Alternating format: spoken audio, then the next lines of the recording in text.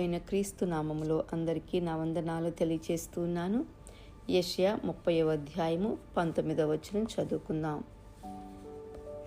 సియోనులో యెరూషలేములోనే ఒక జనము కాపురముండును. జనమా, నీవిక నే మాత్రము కన్నీళ్లు విడువవు. ఆయన నీ మొర విని నిశ్చయముగా నిన్ను కరుణించును. ఆయన నీ మాట వినగానే నీకు ఉత్తరమిచ్చును. ఇదండి, దేవుడు మన మొర విని నిశ్చయముగా మనల్ని కరుణించే దేవుడు. మన మాట విన్న వెంటనే మనకు సమాధానము దయచేసే దేవుడు. ఉదాహరణకి నిర్గమాకాండము 3వ అధ్యాయంలోనికి వెళ్ళి చూస్తే అక్కడ మనకి కనపడుతుంది కదా, తండ్రి అయిన దేవుడు ఇశ్రాయేలు పెడుతూ ఉన్న మొరను విని నాయకుడైన మోషే దగ్గరకు వచ్చి, నా ప్రజలు పెడుతూ ఉన్న మొరను నేను విన్నాను, నేను చూచాను అని చెప్పి నాయకుడితో మాట్లాడి సిద్ధం చేయటం జరుగుతుంది. అక్కడ ఒకటి ఆలోచన చేస్తే మనకు అర్థమవుతుంది, ఆ రోజు ఆ సమయము అనేది వస్తుందని ముందుగానే ఎరిగిన దేవుడు అప్పటికే 80 సంవత్సరాల ముందే తన ప్రణాళికను సిద్ధం చేసి నాయకుడిని మోషేని సిద్ధపరిచిన విధానం మనకి ఇక్కడ కనపడుతుంది. అది ఆలోచన చేస్తుంటే మనం అనుకుంటాం, ఈరోజు మనకు ఈ అవసరత ఉంది అని. కానీ దేవునికి ముందుగానే తెలుసు.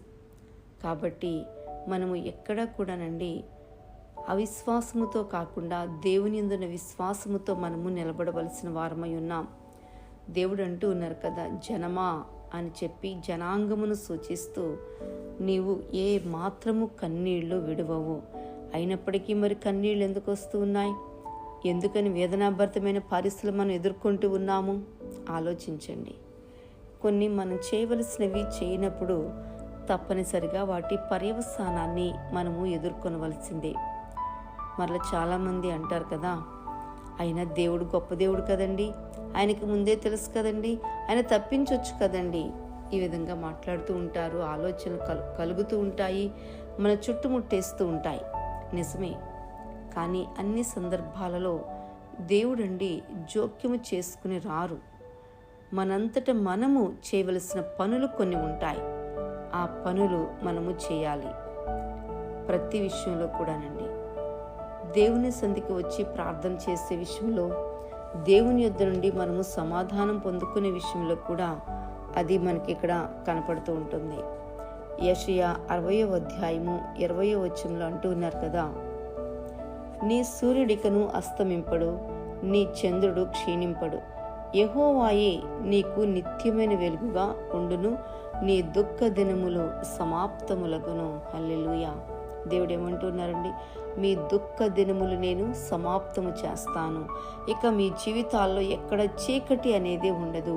మీ జీవితాల్లో నిత్యము వెలుగు ఉంటుంది. ఆ వెలుగు దేవుడి వెలుగు.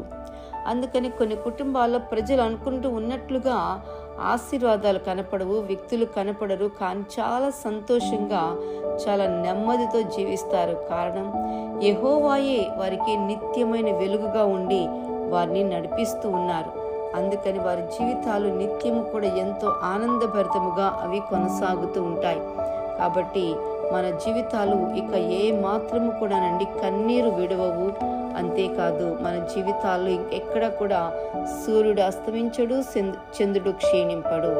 కారణం ఏంటంటే మన దేవుడే, ఆయనే సంపూర్ణమైన వెలుగుగా మన జీవితాల్లో ఉంటూ తన వెలుగును ప్రసరింప చేస్తారు. కాబట్టి మరింతగా మనము దేవుని బట్టి బలం తెచ్చుకోవాలి.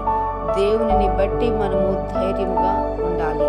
యెషయా 65వ అధ్యాయము 24వ వచనం, వారికి ఇలాగున జరుగును, వారు వేడుకొనకు మునుపు నేను ఉత్తరమిచ్చెదను, వారు మనవి చేయుచుండగా నేను ఆలకించెదను. అదండి, ఒక్కొక్కసారి మనం ఇలా ప్రార్థన చేయటం ప్రారంభించిన తోడనే అలా దేవుని యొక్క కార్యాలు మనం పొందుకోవడము అనేది కనపడుతూ ఉంటుంది. కారణం, మన దేవుడు ఉత్తరమిచ్చే దేవుడు, మన దేవుడు ఆలకించే దేవుడు.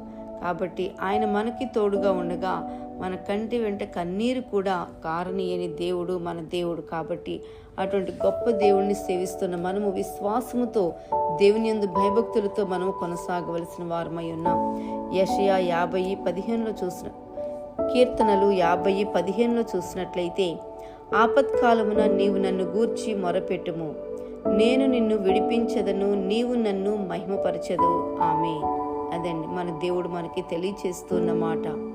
మనము ఆపత్కాలమున, ఆపద సంభవించిన సమయమున, కష్ట సమయమున మనము దేవుని సన్నిధిలో మొరపెట్టుకున్నట్లయితే ఆ దేవుడు మనల్ని విడిపిస్తానని, ఆ దేవుడు మన జీవితాల ద్వారా మహిమ తెచ్చుకుంటానని కూడా తెలియజేస్తున్నారండి. అందుకని మన జీవితాల ద్వారా దేవునికి మహిమ రావాలండి. మనము పానము చేసినను, ఏ పని చేసినప్పటికీ కూడా అక్కడ మన దేవునికి మహిమ తీసుకుని వచ్చే వారముగా ఉండాలి. అందుకని కష్ట సమయాలు వస్తాయి, వచ్చినప్పుడు మీరు ఆ కష్టంలోనే ఉండరు. మరల మీకు ఆ కష్టంలో నుంచి సంతోషం అనేది నేను మీకు అనుగ్రహిస్తాను. మరి సంతోషం వచ్చే వరకు మనమేం చేయాలి అనంటే, మనం విడిపించేవారు ఒకరున్నారని మనం మనవి చేయించు ఉండగానే, మొరపెడుచు ఉండగానే మనకు సమాధానం ఇచ్చేవారు వారు ఉన్నారని గుర్తు చేసుకుంటూ మరింతగా బలము కలిగి దేవుని సన్నిధిలో మనందరము కూడా విశ్వాసంతో ముందుకు కొనసాగుదాం. అందుకని మన జీవితాల్లో యెషయా ఏదైతే చెప్పారో అదే మనం కూడా మన జీవితాల్లో అన్వయించుకుందాం. మన మొరవిని నిశ్చయముగా మనం కరుణించే దేవుడు, మన మాట వినగానే మనకు ఉత్తరమిచ్చే ఆ దేవుడు మనకి తోడుగా ఉండగా మనము ఎక్కడ ఏ విషయంలోనూ భయపడకుండా దేవుని బట్టి ధైర్యంతో కొనసాగుదాం. దేవుని ఆశీర్వాదాలకు కారకులుగా నిలబడుతూ అనేక మందికి మన ఆశీర్వాదాలను పంచుతూ ముందుకు కొనసాగుదాం.